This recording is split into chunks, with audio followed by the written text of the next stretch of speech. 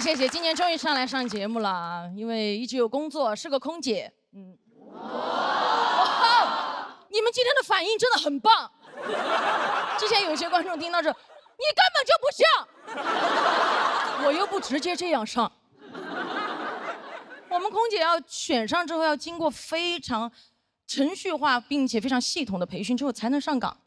我觉得能理解，但是唯一不能理解的是，其中有一项培训很奇葩，就是把我们所有人带进一架空飞机，给我们一个真实的餐车、水车，让我们对着空座位想象那里有旅客，给他们服务。无法想象是吧？给你们演示一遍，空的。你好，欢迎乘舰，里面请不要打我。就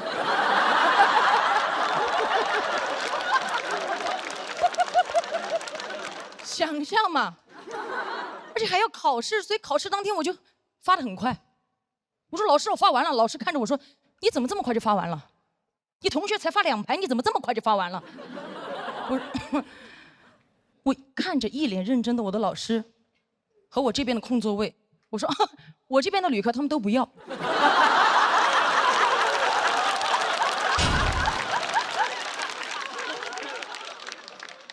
我老师非常生气，看着我说，我飞了这么多年，第一次看到飞机上138个旅客什么都不要。我说小声点，他们都睡了。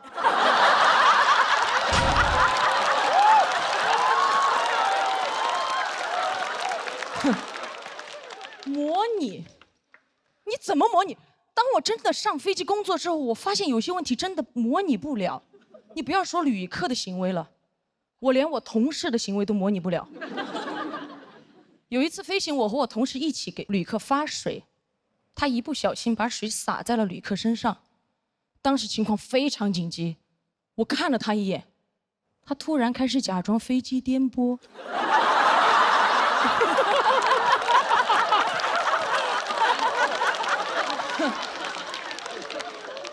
他开始好颠，颠回了工作间。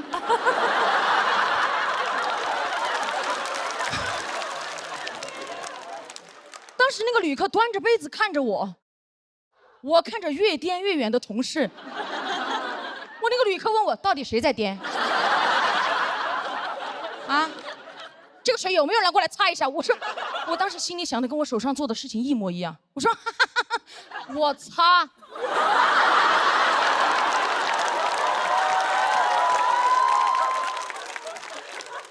真的很多东西是模拟不了的，一旦跟人挂钩，人是很复杂的，对吧？模拟不了。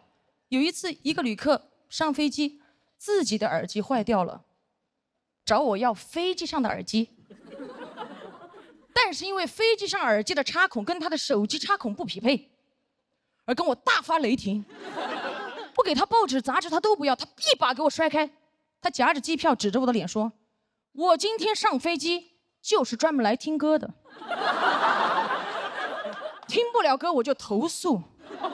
他这句话简直给我当头一棒，当当。而且当时周围所有的旅客都已经探出头来想看我怎么解决这个问题了，我被逼到那个地方没有办法，我蹲下问他，你想听什么？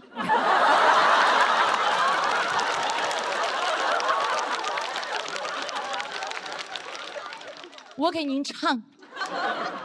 他说铿锵玫瑰，我说我不会。他投诉一切美好只是昨日沉醉。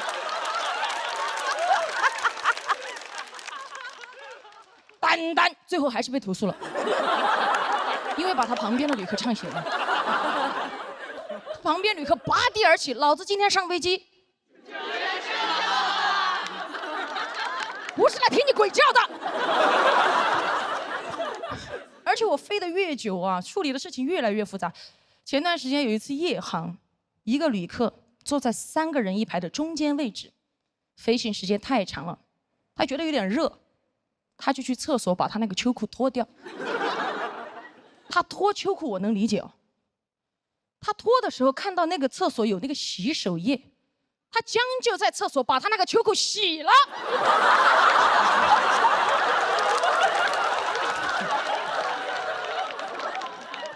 他该不会觉得飞机颠簸可以把他那个裤子甩干吧？洗完他拧的半干啊，他偷偷出来，悄悄地走到自己那一排。夜航嘛，所有旅客都睡了，他打开他头顶上方的行李架，把秋裤晾在行李架的边缘，然后把行李架盖了过去，最后把裤腿轻轻地搭在过道旅客的肩膀上，像献了一个哈达。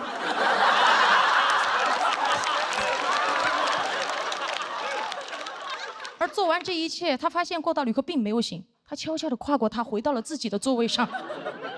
他以为这一切没有人看见，可是靠窗的旅客看到了。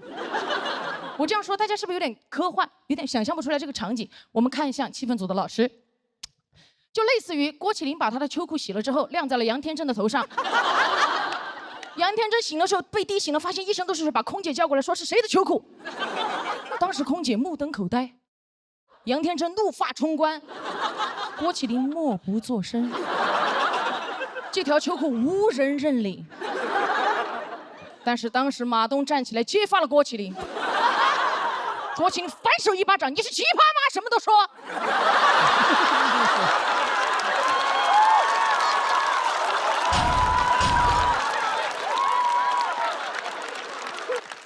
当时天真气的都不天真了，哇，3个人打得不可开交。我当时啊，就跟侯佩岑老师一模一样，礼貌的微笑站在旁边，你们不要再打了啦。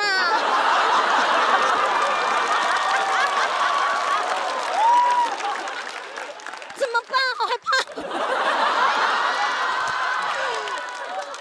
当时场景就是这个样子，跟大家还原一下，来看回来。但马东老师被打了之后素质非常高，都没有还手，直接捂住自己刚割的眼袋说报警。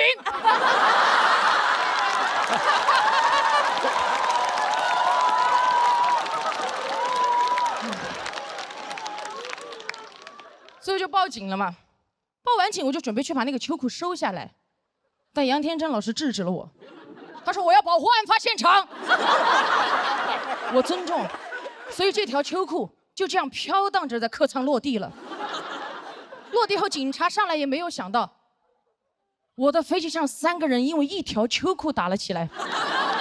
他把我叫过去，你作为一个乘务长，这么简单的问题解决不了吗？哪个要你就给哪个呀。我说有没有可能是哪个都不要呢？说完，我带着警察进客舱，我说来。一进去，我们2个就看见3个人扯着2条裤腿打得咚哧大哧噼里啪啦的，事态已经无法控制了。警察很快把这群秋裤子乐队带走了。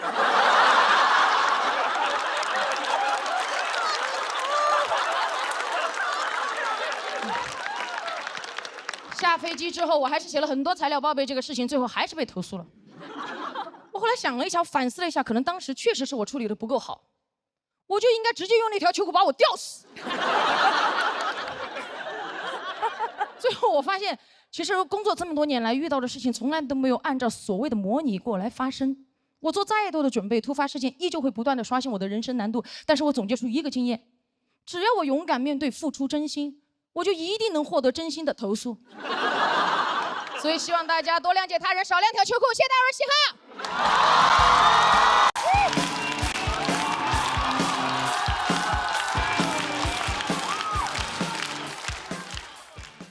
大家好，我叫小海。谢谢。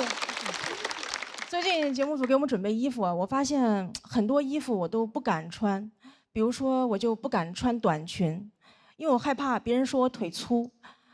其实也没多粗，就是不细。我可以给你们看一下。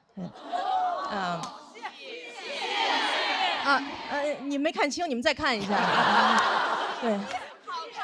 你们很善良，好 ，OK，对我从来不敢露腿，所以对我来说，我的腿已经成了我的隐私部位。就对我来说，刚才的表演已经擦边了。有些衣服我不敢穿，有些衣服我不想穿，比如说我就不想穿胸罩，别害怕，我现在穿着呢。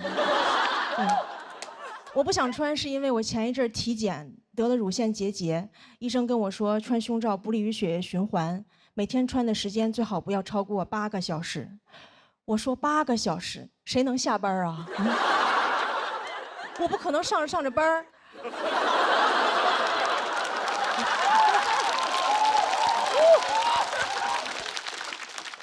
领导正跟我谈话呢。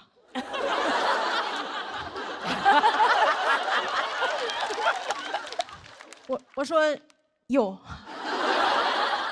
，8小时了，我的胸罩下班了。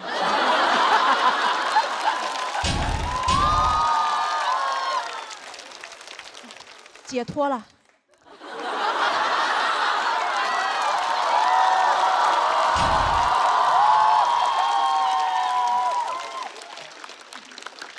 而且夏天穿也很热，对吧？女生知道，几乎所有内衣里边都有一层厚厚的海绵。我夏天出门换衣服的时候，我都觉得有点对不起我的胸，我都想跟他们说，胸大胸二啊，难为你们了。今天外边太热了，来把棉袄穿上吧。除了很热，也很麻烦，有时候晚上出去扔垃圾都得穿胸罩。有一次我觉得真的很麻烦，所以我就干脆戴了个口罩。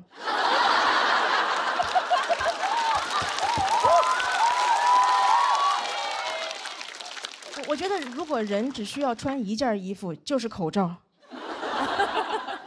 我甚至都可以只穿口罩。我打网约车就没有司机找不着我。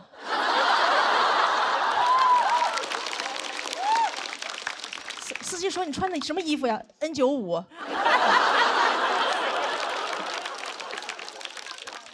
我试过很多方法，怎么可以不穿？比如胸贴，但胸贴有一个问题，就是它就是出汗容易掉，所以我在台上从来不敢戴，我怕我在台上掉装备。我还得赶紧跪在上面说：“这是我护膝。”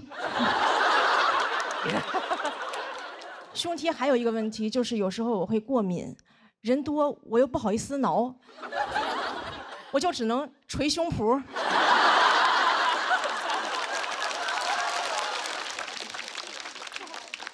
有一次我看中国新说唱，我说 rapper 肯定带了。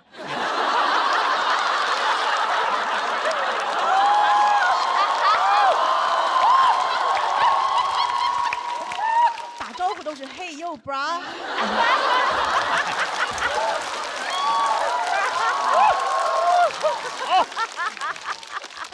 我就特别羡慕有人敢不穿。我之前在网上看到一个女生没有穿，我很佩服她的勇气，但就有人评论她说她这样扰民。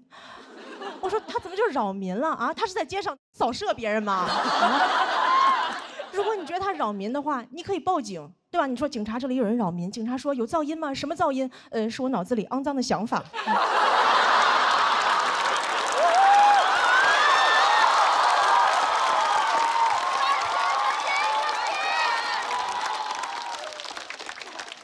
他怎么就扰民了啊？如果不穿内衣扰民的话，那光膀子大爷是不是至少应该判个无期？同样都是不穿，你为啥不去评论一下光膀子大爷？好看，爱看，想谈。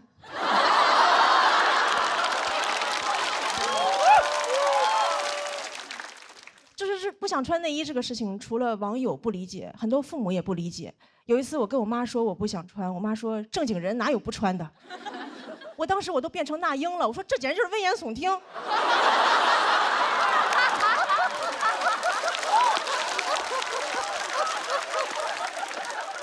我妈还跟我说穿内衣有好处，她说穿内衣是为了保护女性安全。我说怎么保护啊？把里边钢丝抽出来把坏人扎死吗？内衣要是能保护女性安全，怎么没有人去庙里求个平安照？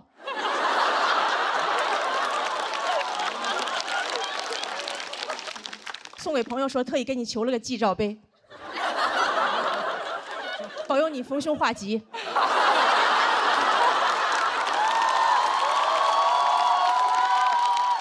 记得一定要罩在头上，那才真正的好兆头。我第一次听说内衣能保护女性安全，怎么坏人最怕的是内衣吗？啊，两个流氓正要骚扰一个女生，女生调整下肩带，流氓说快跑，有胸罩。咱俩分开跑，他一个能扣俩。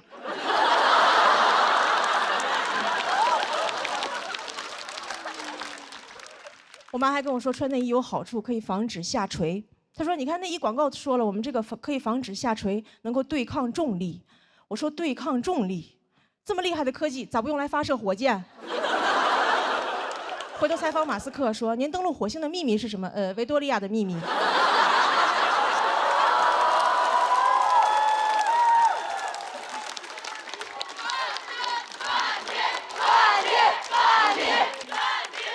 对，其实我说了这么多，我就是希望女生穿衣服能少一点束缚，多一点自由。本来我想说的话还有很多，但是我今天从出门到现在已经8个小时了。谢谢大家，我是小海。Hello， 大家好，我是小北。太棒了，朋友们！知道现在几点了吗？凌晨2点啊，凌晨2点啊，很嗨哈。好巧不巧，去年呢，我有一轮次也是凌晨2点上台，当时非常困啊，非常困，不仅我很累，观众也很累。我记得我当时在舞台上表演呢，这不搞笑呢，在这幽默呢。我余光一瞟，第一排有观众眼睛已经闭上了，我当时特别想给他个大嘴巴子。我说大哥，你醒一醒啊，一会儿还投票呢，你还把眼睛闭上了，黑灯还没闭眼睛呢。我闭上了，你没看见。哎，确实也是录了好几年节目了，有种感受，朋友们，我感觉每次录这种节目都很考验人性，真的。一般都是这种 PK 环节嘛，啊，每次 PK 的时候我心情都很复杂，就是每次 PK 我那个人在前面讲的时候，每次讲的好笑吧，我笑不出来；每次讲的不好笑吧，我怕自己笑太大声，你知道吧？朋友们，录节目一定要做好表情管理，真的啊！去年录完之后，我回家看了一遍节目啊，当时有个选手在上面表演的时候。切到了个付航的镜头，付航当时比较严肃嘛，就面无表情地看这个演员。当时飘起个弹幕说：“付航的底色好悲凉啊。”有一次刘洋在上面表演，我也是面无表情地看着他，飘起个弹幕说：“小北有啥不服的啊？”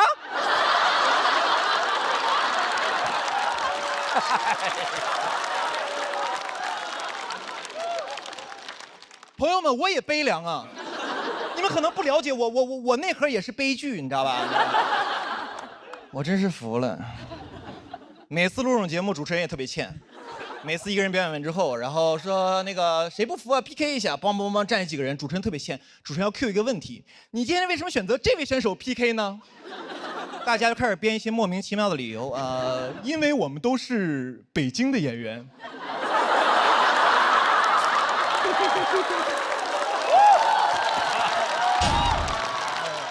因为我们都是中年人。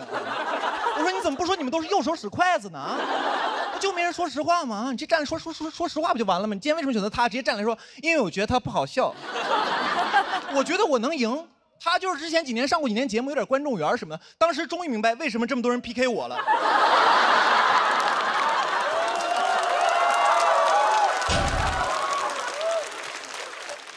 而且演员每次参加这个节目都很体面。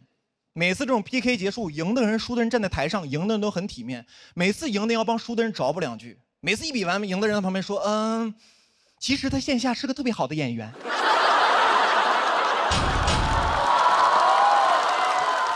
这段我看过，其实线下演出特别炸。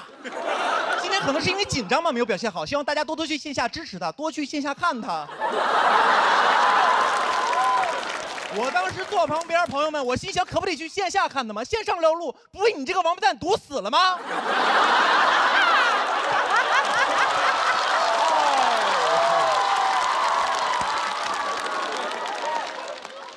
而且都输成那样，谁想去线下看他呀？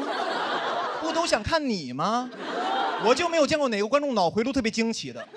看完一个综艺之后，在那想，哎呀，与其线下看看呼兰。不如试一试姜子浩呢。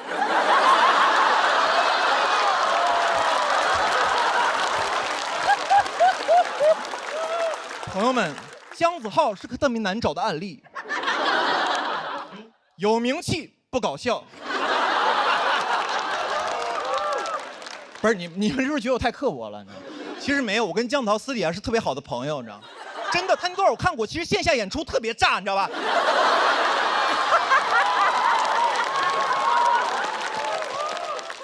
希望大家多去线下支持他的粤语专场，好吧？其实身边的人，这个有些朋友总有人劝我，他说：“小北，你录节目的时候 real 一点。”他说：“真实的人很招人喜欢。”我说 real 是什么样子？他说 real 的人就是你开心的时候就有什么想法都说出来，你开心的时候开心，难过难过，生气的时候你就骂。我说那不就是翟佳宁吗？我说这种人也不是很招人喜欢吧？啊，我朋友说，哎呀，小北也不全是。我说这不就是观众喜欢的活人感吗？他多有活人感，我看很多网友让他去死一死呢。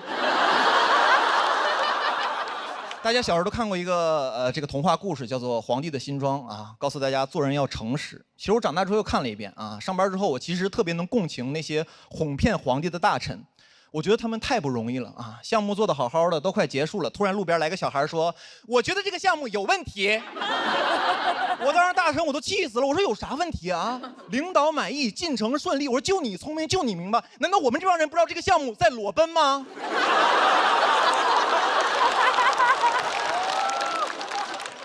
我之前也接过一些台前的工作啊，就是给一些歌手比比划划、评头论足，有点像现在的气氛组，就是。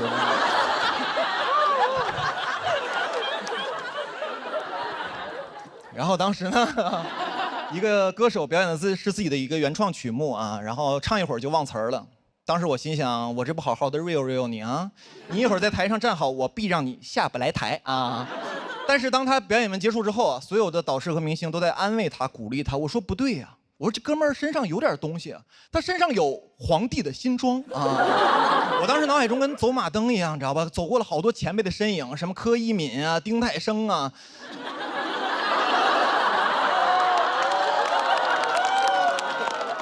我说我不能步他们的后尘啊，别最后整的活人感有了，活没了，你知道吗？但我心想这不行，我说你们几个从我脑海中出去，何炅、汪涵进来。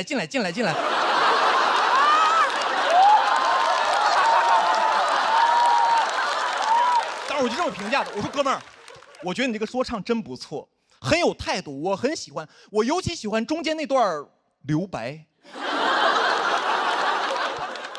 朋友们，说实话，我觉得这2年这个网上特别喜欢劝大家 real 啊。去年经常在一个网上看一个标题，就是说什么00后整顿职场，写的内容大差不差，说这个00后在这职场里干得不开心不舒服，就骂领导一顿，说老子不干了，然后就走了。但是我看完，我觉得哦，确实挺过瘾的。后续呢？后续你怎么不写了？00后整顿职场，回去之后被房东整顿，吃糠咽菜睡桥洞，然后被城管整顿。到了那个桥洞那儿，碰到很多大爷，问大爷你们是怎么来这儿的？大爷说，哎呀，小伙子，我们是90年代整顿职场那帮人啊。年轻人，咱们就先别聊什么整顿职场了，聊聊明天去哪儿整顿饭吃啊。我觉得这帮写文章的人特别坏，天天鼓励00后整顿职场，骂领导。我说你为啥不骂呀？啊，是因为你有家庭吗？这帮人真的特别欠。这帮人是哪种人？朋友们，这帮人特别像在职场里，但凡你干得不舒服，有个人在你耳边说：“这你能忍？”这要我忍不了，咬他啊！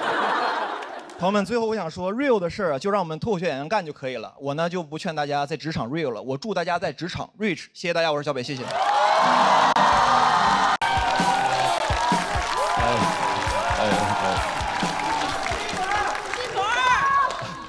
感觉都是我的托儿。来了，大家好，我叫辛博。小时候我就在农村生活，你说农村的医疗条件不是特别好，我爸妈就属于那种小病自己看，大病互相看，新型家庭合作医疗。从小我身体不是特别好，经常吃药，但就没吃过那种 OTC 的。我爸指着 OTC 的标志给我讲过，儿子你记着啊，这个牌子的药啊，没劲儿。就是我能得什么病，主要取决于他们听说过什么病。在我理解，这就是听诊。小学的时候发现我后腰有块骨头特别明显，我爸给我的诊断是腰椎间盘突出。科普一下，这个病的发病期是19岁到50岁之间，那年我7岁。每天都给我按，朝我的突出部猛攻。有朋友问你爸就这么胡来，你妈也不管。我爸负责按，我妈负责按着我。我甚至在想，小的时候走丢了，警察问我爸：“哎，你儿子有什么特别明显的体貌特征吗？”要不说你们当不了我爸。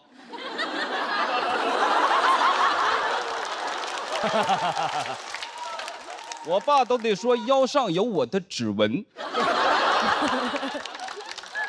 能解锁我儿子。后来11、12岁，我就开始长喉结。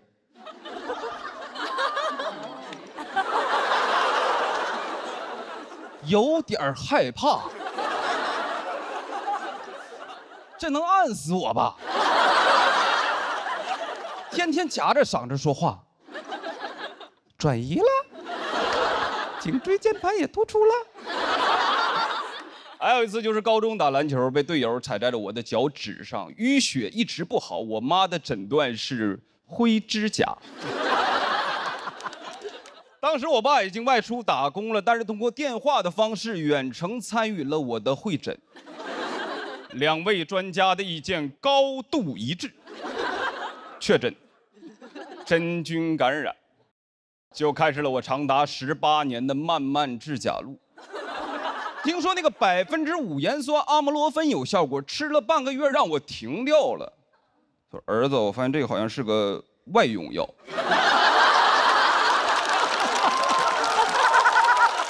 怪不得口腔都不溃疡了呢。我们东北有个菜叫小鸡儿炖蘑菇，我们家经常做。鸡肉可以不吃，那个鸡爪子得留给我。那个指甲我最好吞掉，说是吃啥补啥，以形补形，但不让我吃蘑菇，说那都是真菌。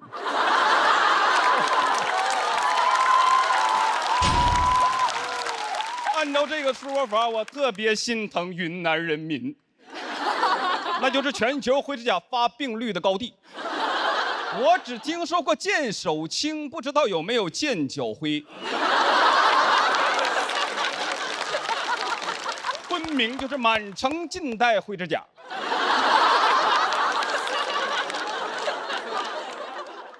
这么多年，我心里一直有疑问，就我虽然得了灰指甲，但我始终都没有传染俩。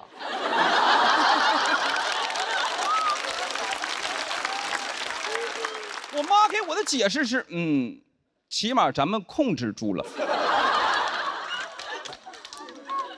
直到去年去捏脚，技师大哥看了一眼我的脚趾，说：“老弟啊，你这是湿疹，你回去买一管莫匹罗星。”我买了一管姜信姜仪，因为上面写着 OTC。这能有劲儿吗？抱着试试看的心态抹了半个月就好了，我感觉我的指甲都想给我托梦。18年了。当然我爸妈也不是意见经常一致，北方冬天经常流感肆虐，本来一家人整整齐齐吃着晚饭，我好死不死打了个喷嚏。你知道在我们家，如果我突然打了个喷嚏，那一定没有人想我。但一定有人想治我。我爸说是甲流，我妈说乙流。2个人争执不下，最终决定为了我2种药我各吃一半。这2个药的核心，一个叫阿比多尔，一个叫奥司他韦，都有一定的副作用。阿比多尔胃胀气，奥司他韦拉肚子。我奉劝各位啊，不要在胃胀气的时候拉肚子。我就像一台装了氮气的跑车。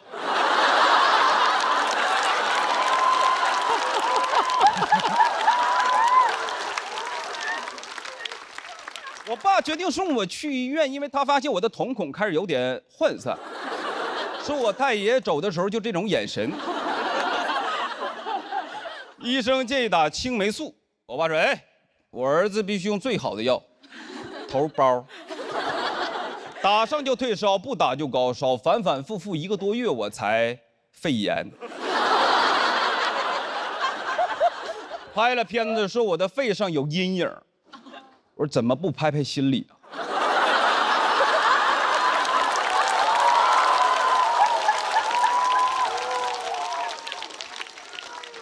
就那么个条件，大多时候就能靠经验、靠直觉。我受过教育，我现在自己生病就是上网学。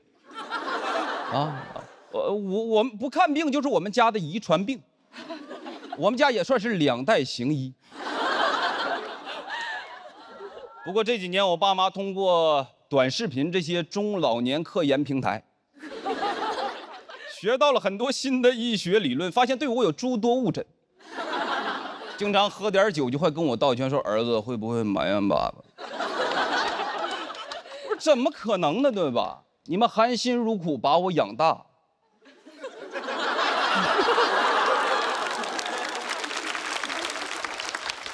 以后就是我养你们。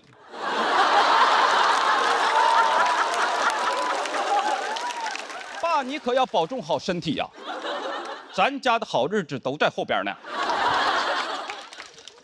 妈，你也是，我帮你按。原生家庭，在我的理解就是原谅生我的家庭。这可能只是个时间问题，但是在我内心里还是希望我爸妈有朝一日能跟我道歉。跟我说孩子对不起，毕竟爸妈也是第一次当医生。谢谢大家，我是辛博。Hello， 大家好，我是林简七，我最近觉得我思维不是很正常，我不知道我自己多大，我只知道我20多岁，而且我数学特别的不好。我有次打开计算器，用今年减去我的出生年，我是99年的，我就打25减99，然后我看我今年负74了。啊，宝宝，你是一个早产儿啊！作为一个早产儿，我还是觉得我很聪明，比如说，我想在我脑袋的两边纹身。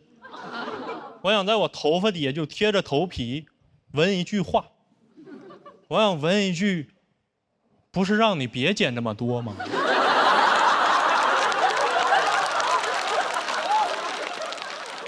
总在想一些没有用的。我最近一直在想小彩旗，你们还记得吗？15岁的小彩旗在春晚上转了4个小时，我当时看电视的时候我就不能接受。因为我是一个东北孩子，就在我的世界观里，它就不存在一个台子上它能一人转，你们懂？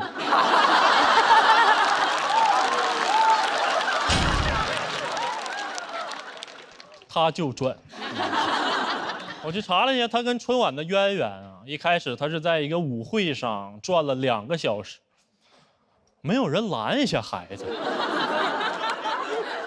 冯小刚看见了，说：“你能转2个点，你就能转4个点。”他不像一个导演，他像一个基金经理。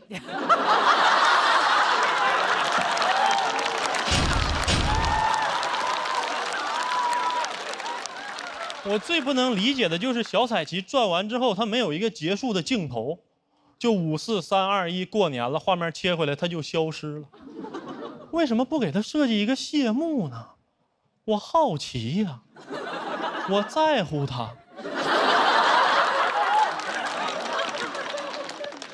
你好歹让他转完走一下直线吧。不理解，我还不太理解奥运会当中的马术项目。我觉得奥运会啊，你不应该比的是人更高、更快、更强吗？那马驮着你又跑又跳的，啊，最后领奖你自己上去了啊！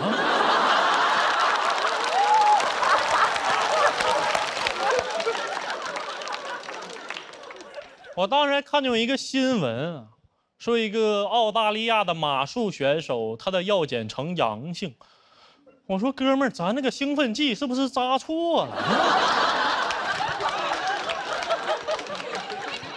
你那么嗨要干啥呀？啊，人家比赛人都骑着马过去，你要背着马上去是吧？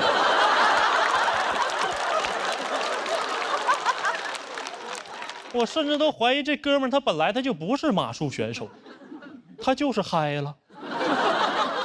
他一走到那儿，哎，有个马，啊，走就走了。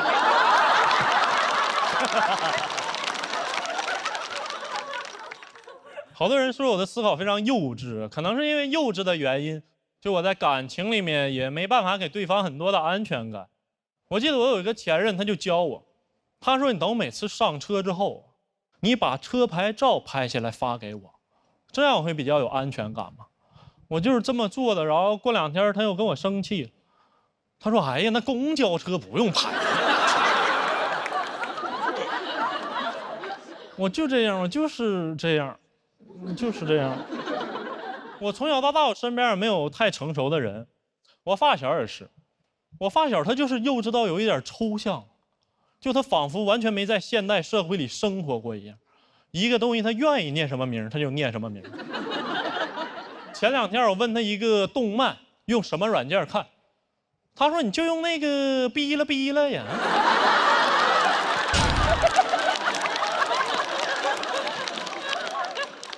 我认识他15年了，也不知道他下句话要说什么，他脑子里究竟在想什么。他每天就幻想自己是2次元当中的主角，今天是炎龙侠，明天是迪迦。我说：“那你最喜欢的2次元角色是谁呀？”他说是欢欢。我说欢欢挺冷门啊，哪部作品里面？他说欢欢你不知道啊，福娃。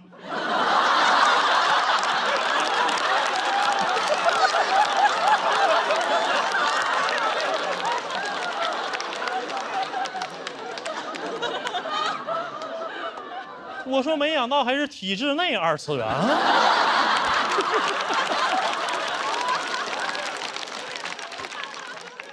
就有时候我都跟不上他跳脱的思维啊。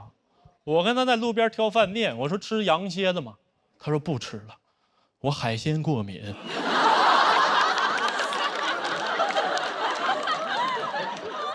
就首先他以为羊蝎子是蝎子，其次他以为蝎子生活在海洋。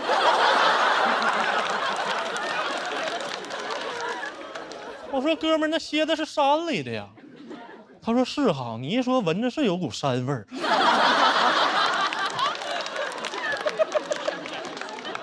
他有一套自己非常抽象的逻辑。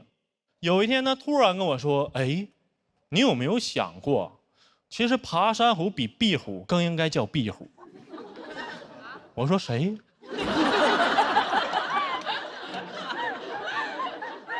他说：“你看爬山虎，它永远生长在墙壁上，所以应该叫壁虎。壁虎是总是在墙壁上往上爬，像爬山一样，所以应该叫爬山虎。”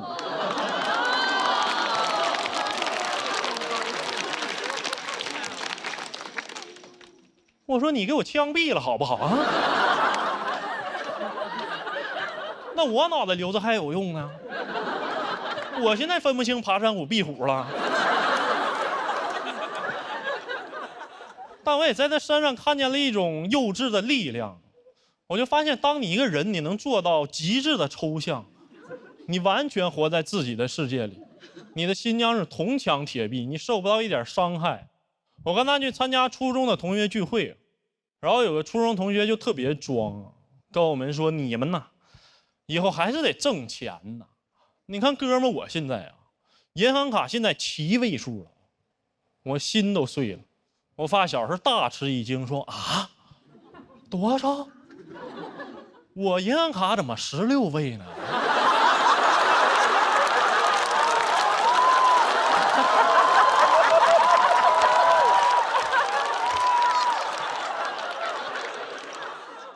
你是不是因为注册的早啊？好，讲到这儿吧，谢谢大家。哎，你们好，你们好，你们好，我叫徐指导啊。我这个人是一个非常循规蹈矩的人啊，尤其在这个交通规则方面，因为我之前骑电驴被车撞过，就这个车祸它不严重，但猎奇啊，因为我是被一辆这个警车撞的，我当时倒在地上我都蒙圈了，我说怎么现在这个不戴头盔这个处罚力度这么大吗？啊！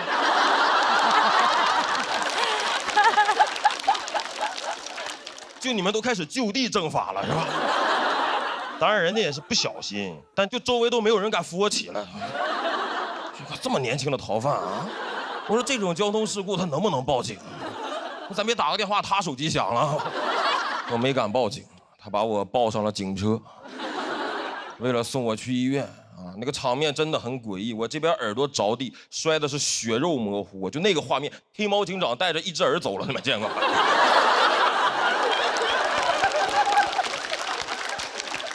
但我觉得我应该是这辈子唯一一次有机会坐警车了，因为我从小就是个老实孩子啊。就阿烟他哥那种打架的事情，我从小到大啊只参与过一次，是被人骗去的。当时中学周末补习班下课，有个同学喊我一块儿去吃饭，我一下车发现10几个那种流氓混混就把我俩给包围了，我才明白这孙子是骗我过来帮他打架，就很过分，让人没吃饭干体力活。我看那10几个彪形大汉，我说我这今天虽然吃不了，但好像要兜着走了啊。但我最生气的是对面10几个小混混，他就骗过来我一个人，这就意味着他的胜算不会增加1点，但是等会儿他的痛苦可以减少1半。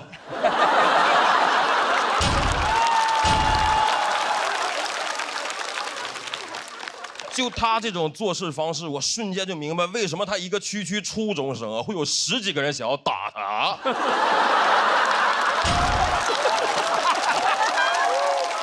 我在下车的第3秒就想背叛他，我想跟对面说，你们要的这个人我给你们带来了。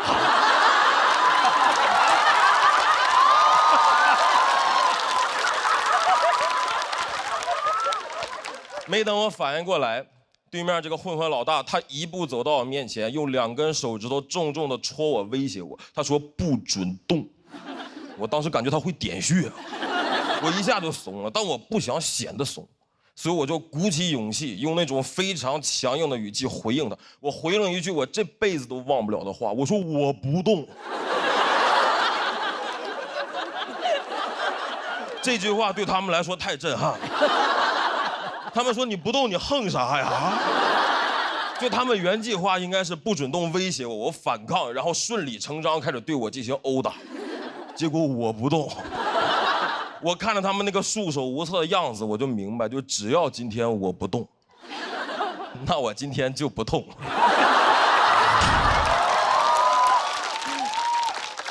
但骗我来那个同伴，跟我性格不太一样，人家也不让他动，他立刻就还嘴，他说你别碰我，这就意味着对面要开始碰他了。很快他就被摁在地上一顿暴打，这个场面是越来越诡异，10几个人在打他，我在旁边站着一动不动，我在给他们站岗一样。我俩组成了一种很高级的投降方法，就是他挨打我替他立正。就我俩这个状态，旁边但凡再过来个路人，都得觉得，哎呦，这小伙子挺勇敢啊，就看热闹敢站这么近啊。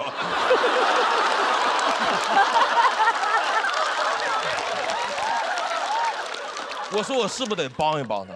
但我发现以我的能力和胆量，我能给他提供的最大帮助，就是给他提供点眼神支持。我的眼神里是有语言的，我说这个加油啊，这个忍咱就不疼了。我甚至不敢说出来，因为我不知道这个嘴动它算不算动。打了足足2分多钟，他们都快打不动了。我那个同学被打的都快不动了，而我雷打不动。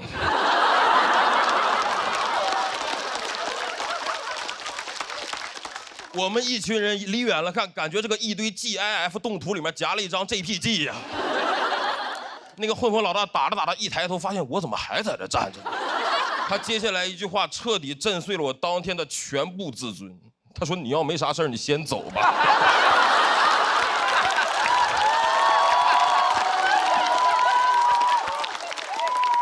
各位，就这句话，他在群架里面很难出现的呀。它代表着对你懦弱的肯定，他坚信你留下来什么用都没有。这句话打到脸上太屈辱了。你要没啥事儿，你先走吧。虽然我听完确实走了，但那个感受很真实。我那天到家就2个感受，就是屈辱啊，但是不痛。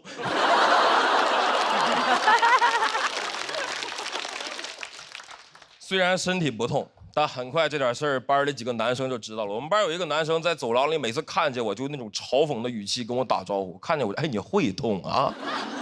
更让我崩溃的是，班主任得知了打架这个事情以后的反应，他让我颜面扫地，他在全班同学面前通报表扬我，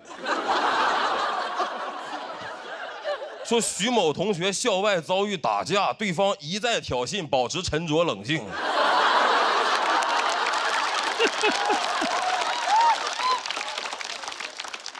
我获得了一个新的外号，我同桌从此喊我一战到底。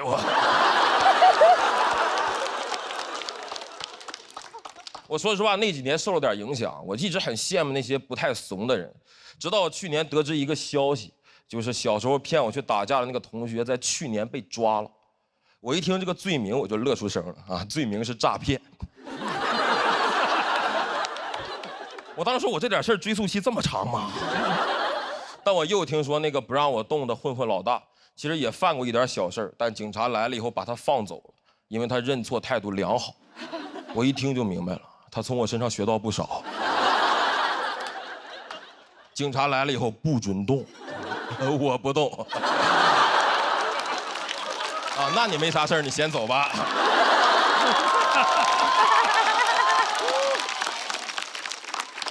我觉得相比之下，我是不是过得太平稳了一点？我在那个最中二、最容易因为男子气概上头的年纪，我在打架里面选择了充分发挥自己的这个主观不能动性啊。但这个性格也让我每天都能平安的回家。我觉得这也是我们这种不爱动的人一种宝贵的财产嘛啊，这就是我的不动产。谢谢大家，谢谢你们。大家好，我是来自山东的房主任。没想到吧？老太太也是个参赛选手，我是奔着1轮游来的，稀里糊涂的就进到第2轮了。我也是没想到啊，这节目组他竟然没有黑幕。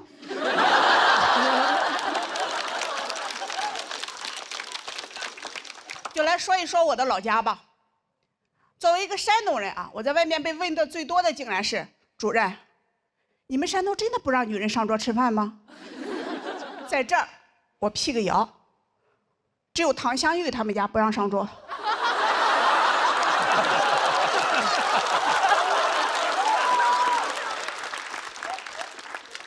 我们家，我做饭的时候都吃饱了。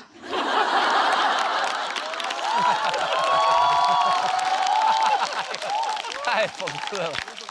我炫的时候还会给自己配上统一春福备茶，3重备火，口口生香，菜香茶更香，都这么香了，谁还上桌吃剩菜？其实我老家真的不像大家传的那么重男轻女，只有我家重男轻女。我小时候啊，家里就3间石头和泥巴砌的草房，2个石头砌的破猪圈。我爸打小就给我说，草房和猪圈将来都是我哥哥的。我说爸，那你可得看好了啊，哥哥容易塌房啊。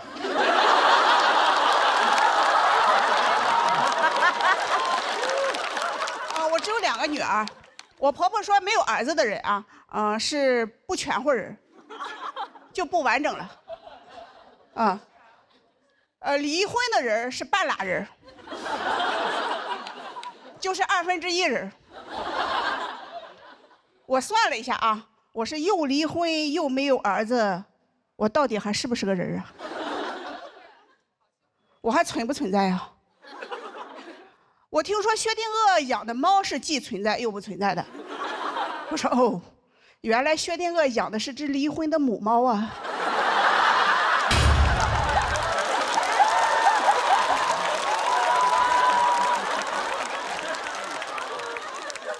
在我老家，没有儿子的人都不能去参加别人的婚礼。我小时候的结婚啊，我寻思我不能去参加婚礼，我也出点力呀，我就去提前帮着收拾新房去了。这给我婆婆吓的呀，跟在我屁股后面看我都碰了啥了，怕不吉利，拦着我啊，不让我碰新人的床和被子，说我碰了以后我小叔子就会跟我一样，只生女儿不生儿子了。我当时心里想哈，这生男生女不是他们2口子之间的事儿吗？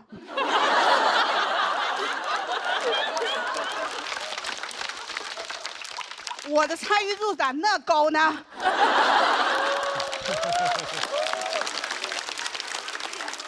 我是辅助啊。我要是真有那本事，他们不应该歧视我，他们应该供着我。给我惹急了，我把全村的被子给他摸一遍。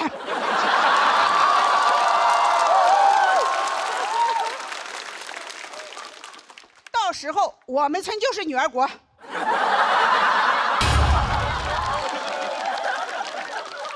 我就是女王陛下。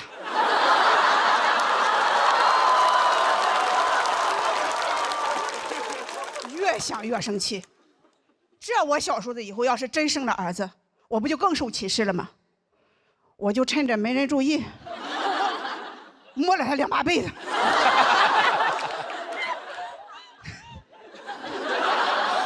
别说啊，我小叔子结婚第2年，一胎生了2儿子，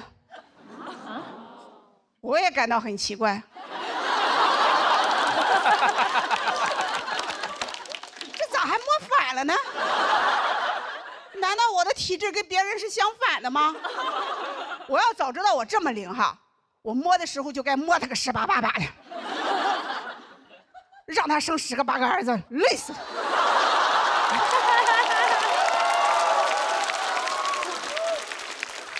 嘴上说的硬气，但还是有点心酸的。在我们村啊，原来不仅婚礼不让没有儿子的女人参加，就连村里分的宅基地和墓地，他都没有女人的。就活着我没地位哈，死了还没地方。就我想下去哈，只能蹭男人的。别人都说婚姻是爱情的坟墓，我都羡慕了。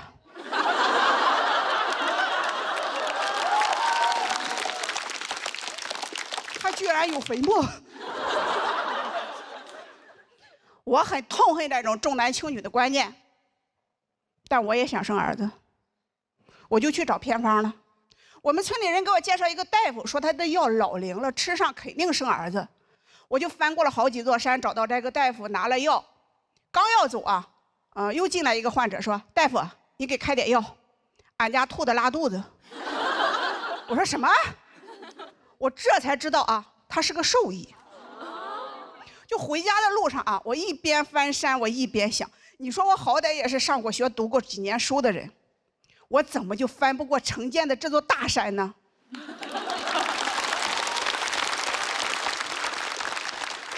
兽医开的药，我怎么就不能吃？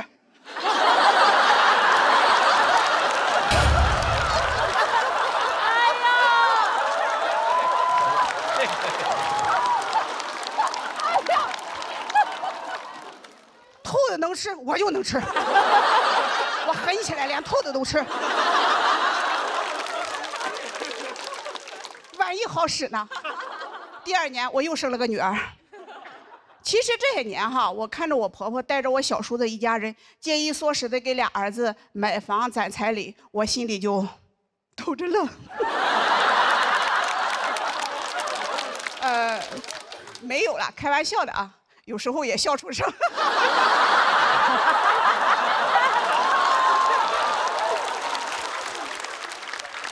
但是在我们村啊，女儿再怎么优秀，还是会受到歧视。哪怕是亲戚之间，她也会攀比。有孙子，她就是王炸。我说我女儿1个月工资1万多，我堂哥说我有孙子。我姐说我女儿在上海买房了，我堂哥说我有孙子。我姐说我也有个孙子，我堂哥说我有3个孙子。我说你累得跟个3孙子似的。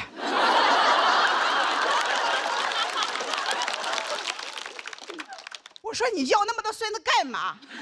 你要去移山吗？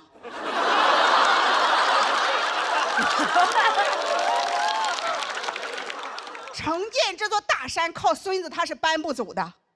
我堂哥气的哈，噌的一下就站起来，指着我说：“你连个儿子都没有，你是啥？”我也噌的一下站起来，我说：“我是女王陛下。”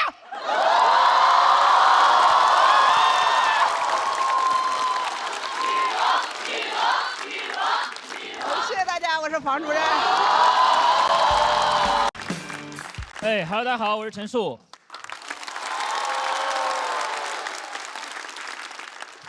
最近歌手挺火的哈，我前段时间也去歌手了啊，我割的是右手，在做饭的时候，不小心割伤了右手的大拇指啊，当时流了很多血，就赶紧缠上纱布跑到医院。但是在急诊里，如果你伤的只是一根大拇指的话，你会看起来很像是在幸灾乐祸。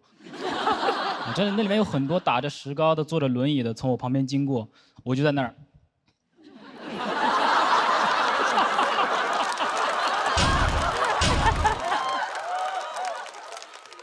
50步站100步啊，真的是。然后去挂号的时候，血还没有止住，而我这个人呢，在受伤了之后，会变得非常的容易撒娇啊。我当时就想，能不能先去看了再来挂啊？就在那儿跟护士讨价还价。啊，我们俩就像那种玩具店橱窗门口的母子。我说让我先去看看，让我看看吧，让我看看吧。然后他就不耐烦了，一句话让我老实了，他说那你去吧。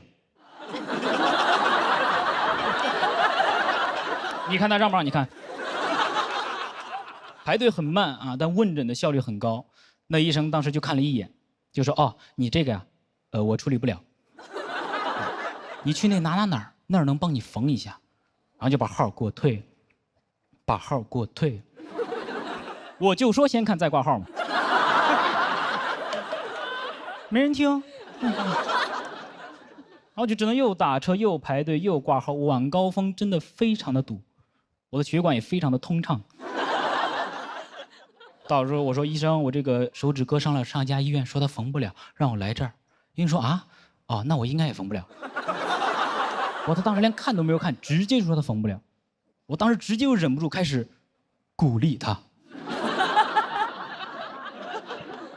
我说他缝不了，你就缝不了了吗？他说你缝得了，我也觉得你缝得了，你试一试呢，你试一试，没有关系的。那医生也非常不知所措，活了几十年没有经受过这种鼓励式教育。但最后还是勉强的答应接过我的那个手指啊，拆开那个纱布。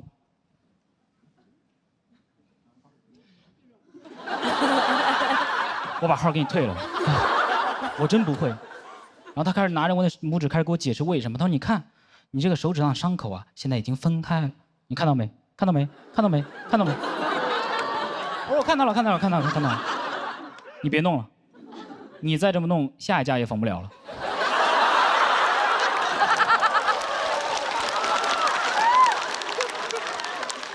我当时就心想，我说怎么回事啊？怎么跑了2家医院都没能缝上？哎呦，我这个手可真是生不逢时。而且2家都是挺好的医院啊，都挺好的医院。我就想起网上之前流传那句话，叫什么“世界是一个草台班子”。很多人在看到这句话的时候都会说啊，我被治愈了，我被治愈了。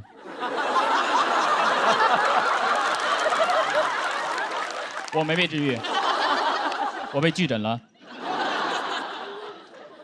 我当时看到那个科室里摆了一些书啊，我就在想啊，我现在自己开始学医，我来不来得及啊？来不来得及？来不及，因为看书没办法翻页啊。然后接下来又是同样的环节，开始给我介绍下一家医院。我那天晚上我看了一个，给我推荐下一个；看了一个，给我推荐下一个，在这猜我喜欢呢。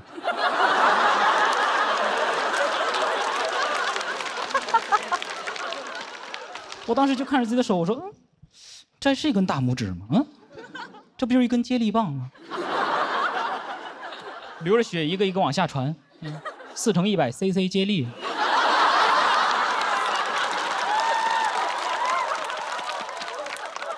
上车的时候我都想跟师傅说：“我师傅开快点啊，最后一棒了。”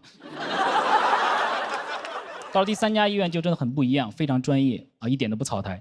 刚进门的时候我就感觉到了，尤其那个保安最不草台，不让我进去。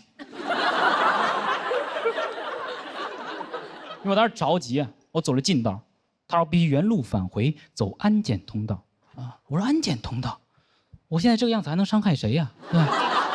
我知道安检通道是为了检查一些管制刀具，对吧？管制刀具，我不就是管不住自己的刀具才来看其实。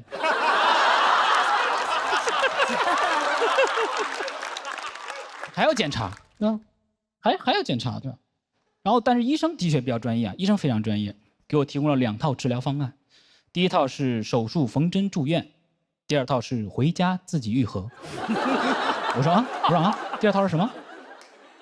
我夜里在高架上跑了一圈，第1家医院说第2家能缝，第2家说他缝不了，第2家医院说第3家能缝，第3家说不用缝。我说你们要不先开个会呢，对吧？是怎么得出这种截然不同的结论？医学生的教材也分人教版和苏教版吗？然后我就问他，我说这个不缝的话会怎么样？他说不缝的话呀，伤口就会长好。我说啊，多新鲜啊！对。然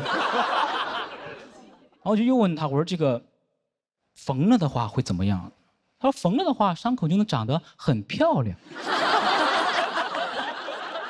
我说很漂亮，是要给我缝一朵花吗？到时候我就是一手玫瑰。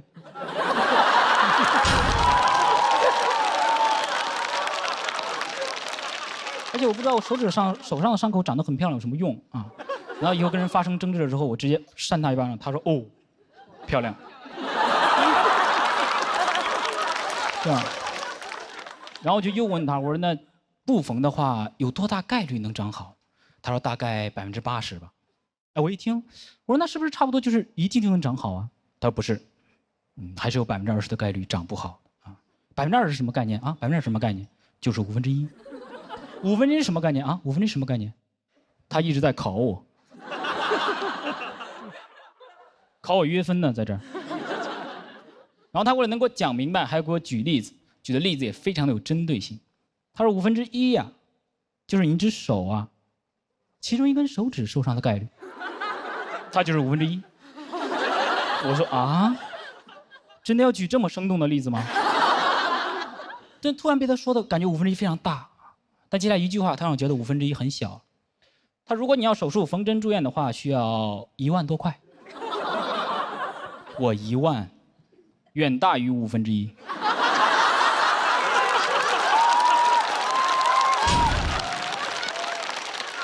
我说不缝了，不缝了，不缝了。但你不缝的话，需要在那个病历上签字确认不做手术。我真的很残忍，杀人诛心啊！就是放弃治疗大拇指的责任书啊。他需要大拇指亲自来签。讲理吧，谢谢大家。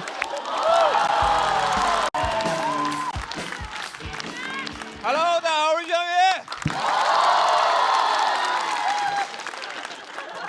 先磕了一下，好尴尬呀！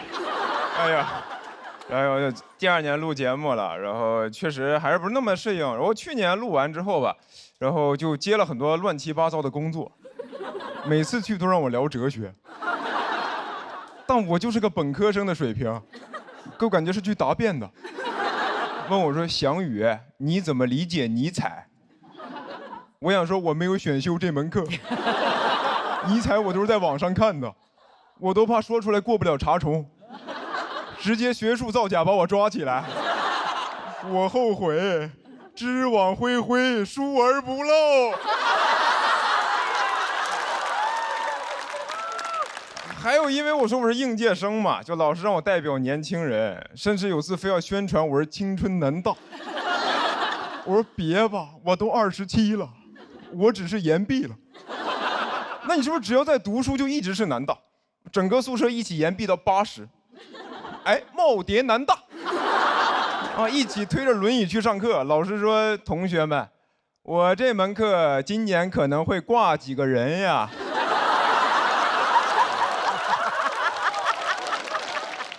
我之前还去录过一个节目，主题就让我聊这个青年与中年，然后跟我对谈那个嘉宾是一个中年文艺老登，不是马老师啊，是我，那个人才是真的奇葩，我跟你说。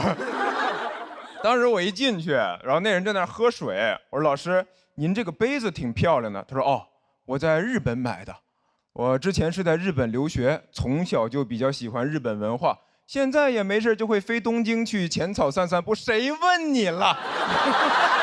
谁问你了？我一句话了解一个男人半辈子。我聊的不是杯子吗？没聊你呀，你在这儿装什么杯呢？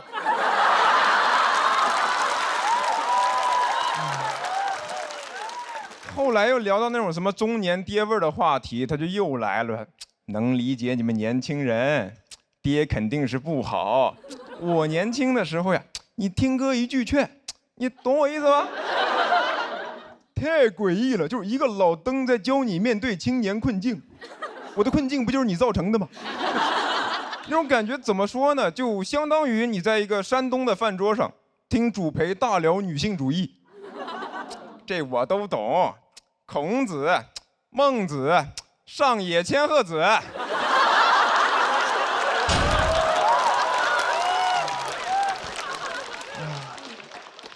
然后我最难理解的一类工作吧，就是让我给建议，说给应届生建议，给年轻人建议，甚至给职场人建议。我一个刚毕业的本科生，天天到处给人建议，我成专家了。妈咋的？本生专呀！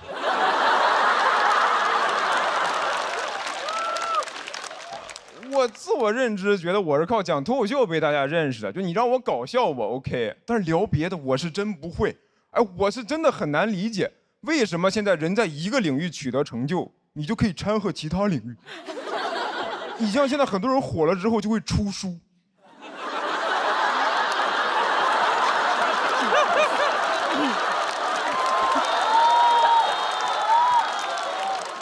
当作家。我送过你。哎，以前出书很难的，你想想司马迁，你现在把《史记》和那种明星畅销书摆在同一个书店，司马迁看到什么反应？说啊，这样就可以吗？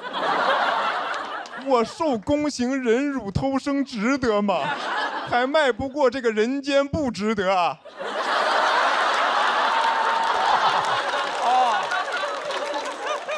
他难道比我还切中要害吗？哎呀，我发现真的很多成功人士的建议都是废话。我看了很多，我发现无论是谁啊，给的建议里面一定都有一条，就是不要老是玩手机，多阅读，多生活。我又不傻，我知道阅读跟生活是好事，做起来没那么容易的。你没有试过在地铁早高峰看书吗？那书你都打不开。你想看只能这么举着，就这么努力，在古代得是个举人。旁边的人看着都觉得这人疯了吧，2号线犯禁。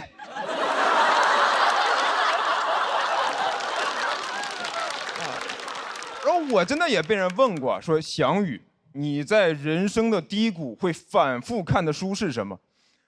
我看的是《斗罗大陆》和《斗破苍穹》。就是那些崇高的思想、细腻的情感，你是要花精力去品的。你说你累一天，晚上回家瘫在床上，就不想看那种文学大部头，费脑子，砸脑袋贼疼。我看什么《平凡的世界》，我白天过了。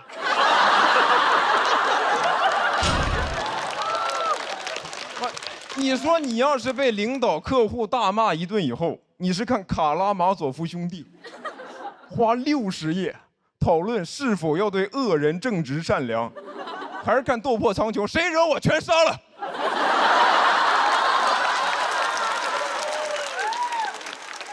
你看现在大家都喜欢看这个短剧、爽文，那不还是因为现实生活很多问题解决不了吗？就你要真过成爽文，谁还看爽文？我就不信马云会看爽文。啊，一觉醒来我是千万富翁。马云说我破产了。哎呦，这种苦难文学，在这消费痛苦，不看，太压抑了，还是过我平凡的生活吧。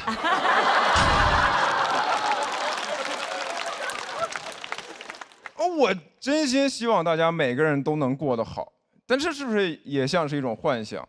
所以我就不想给建议，我想拍个短剧，一觉醒来，我们每天都有时间阅读和生活。谢谢你们，我是翔宇。大家好，我是彩玲。我以前说过，我就谈过1次恋爱。今天我把话说全，虽然我谈过的恋爱屈指可数，但我追过的男人不计其数。上学的时候，我吸引男生注意力的主要手段是模仿电视剧。当时《还珠格格》热播，香妃娘娘以香为美，我就想模仿。但是我家没有香水，最香的东西是洗发水。运动会那天，我在头上涂了好多洗发水，结果拔河的时候，天降大雨，全都是泡沫。我怀疑那天我们班输了跟我有关系，因为绳子滑，抓不住，香妃没学成，成了华妃。我又看了一个台湾偶像剧，是艾拉和吴尊演的，你们看过吗？啊，那里艾拉是个假小子，然后男主很爱她。我雷厉风行，剪了短发，穿男装，穿球鞋，说话声音压得特别粗。2周过去了，没有人追我，但是全校都在传我要去当兵。从拔河的情况来看，应该是个炮兵。我还模仿偶像剧女主给男生叠千纸鹤，然后把最想对他说的话写在千纸鹤里。我给我喜欢男生叠了上100个千纸鹤，里边全都是我熬着夜红着眼给他写下的高考考点。老师没收这1罐千纸鹤的时候都感动了，多少年后还跟那男生说，当年你但凡跟张彩玲早练一点儿，都能考上个3本。但是我喜欢男生说他喜欢偶像剧里那种柔柔弱弱、乖巧可爱，尤其是那种蠢蠢笨笨的，我就开始装。从那以后，他在问我这题怎么做，我都说这题第1步应该这么做，第2步人家就不会了啦。其实人全会。考试考好了也不敢给他看成绩，生怕被他发现。我表面在装傻白甜，私底下可是数理化全来。文史哲也沾，学的可花了。我俩进入了暧昧期，我寻思得加快点速度。当时学校有一个数学竞赛，问我去不去，我说我不去，我要去看我哥哥打篮球。那天篮球比赛我做足了功课，要把女生乖巧柔弱的得分点集中呈现。我坐在篮球场旁边，手里拿着给他准备的饮料，身上披着他刚脱下来的校服，袖子里还藏着一个随时可以检查刘海的小镜子，的同时还在给他织围脖，的同时还在装自己肚子疼很虚弱，的同时还在给哥哥加油。那天给我手忙的呀，肚子疼织围脖弄刘海加油，肚子疼织围脖弄刘海加油。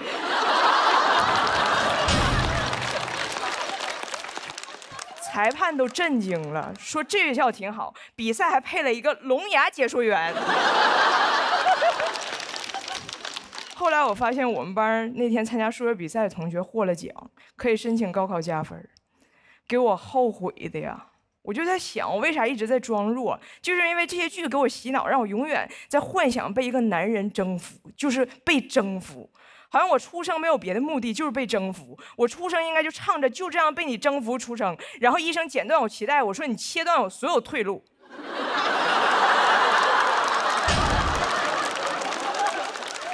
哎，这些剧到底是怎么给我洗的脑？那天我回家一打开电视，正好是一场经典的偶像剧征服大戏——强吻。前1秒钟俩人还在吵架，突然男主就把女主怼在墙上就强吻。女主前边还在拼命挣扎，突然就放弃抵抗了，就那手永远。男主的嘴里是有电棍吗？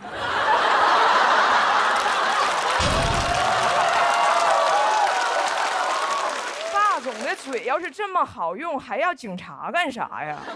巴黎街头发生暴乱，警方都不出动警力。就派这几个霸总：龙傲天、顾北辰、道明寺，把这个局面给我稳住。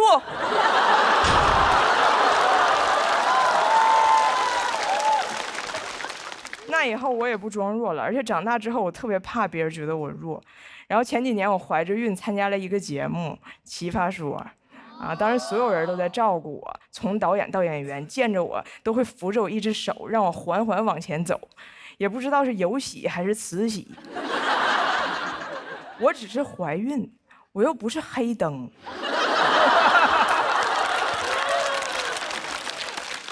而且不管是黑灯还是怀孕，其实都不用那么服，除非黑灯怀孕了。那不服不行。比赛开始了，我的队友还跟节目组说今天啊情况特殊，我们当然都是正常站着辩论，但是彩玲是坐辩。但是辩论这东西，它坐辩根本就使不上劲儿。他们也是好心，就是怕我万一有啥意外再升在台上，我站起来给我摁下去，我站起来给我摁下去。我想告诉他们，就这个动作啊，最容易生出来。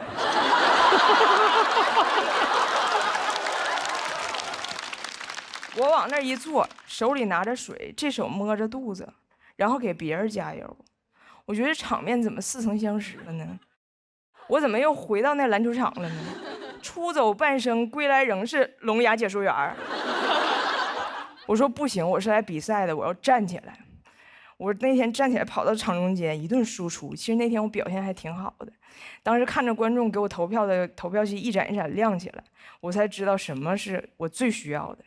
那天挺着儿子比赛，赢的也是铤而走险。当时我灵魂出窍回到篮球场了，我好心疼那个17岁坐在篮球场旁边手忙脚乱给别人加油的小姑娘。我想跟她说，你没做错什么，你只是那个时候还不知道，你更应该为了自己站在赛场上。谢谢大家，我是彩玲。